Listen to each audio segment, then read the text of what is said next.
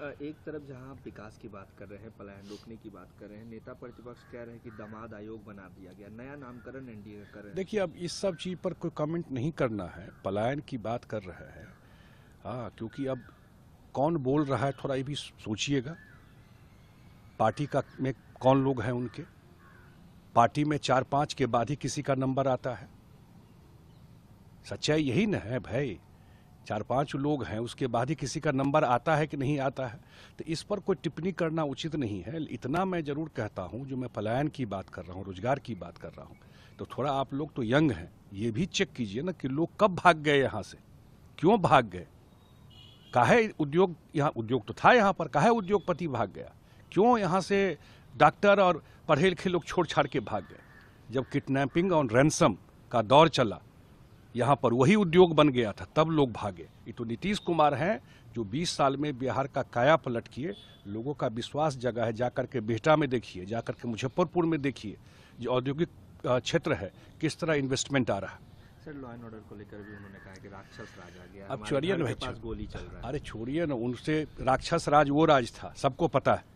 जब भी कोई घटना तो दिल्ली और दुनिया में हो सकता है, लेकिन घटना के बाद पुलिस एक्ट की कि नहीं, पकड़ा गया कि नहीं, क्या कोई पॉलिटिकल उसको सपोर्ट मिल रहा है, अगर वो मिलता है तो जरूर बोलिए। लेकिन कोई घटना होती है, पुलिस पकड़ती भी है और एक्ट भी करती है और सजा भी दिलवाती है। आएंगे तो देखेंगे कि यहाँ एनडीए का मतलब क्या है। यहाँ एनडीए का मतलब नेशनल दामाद आयोग।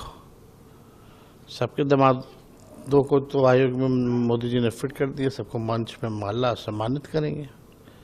कोई नौकरी देने तो आ नहीं रहे, कोई महंगाई को रोकने तो आ नहीं रहे, कोई गरीबी मिटाने तो नहीं आ रहे, पढ़ाई दवाई कमाई सिंचाई की बात नहीं करेंगे। हिंदू मुसलमान नफरत की राजनीति, लालू जी हम लोगों के दल को जितना गरियाना है गरिया ले। वो क्या वो आके देखें प्रधानमंत्री जी, कोई ऐसा दिन नहीं जहाँ 200 राउंड गोलियां ना चलती हो।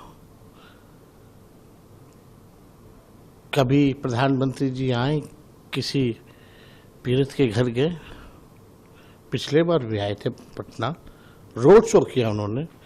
लेकिन यही बिहार का जवान जब शहीद हुआ तो एक परिवार के लोगों से नहीं मिले, वो संवेदना नहीं प्रकट की।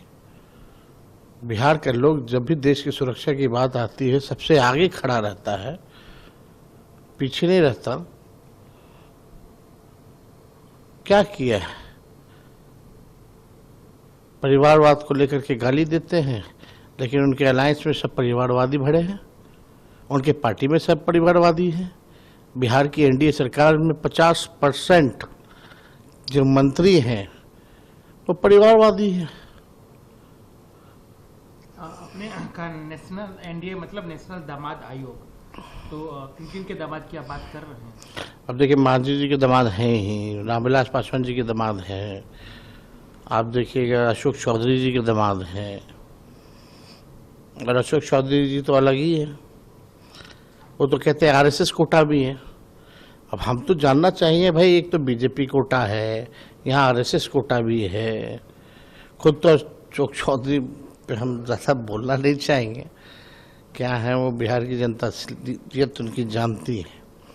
लेकिन प्रधानमंत्री जी तो ये बताना पड़ेगा ना, बिहार के मुख्यमंत्री नीतीश कुमार जी को बोलना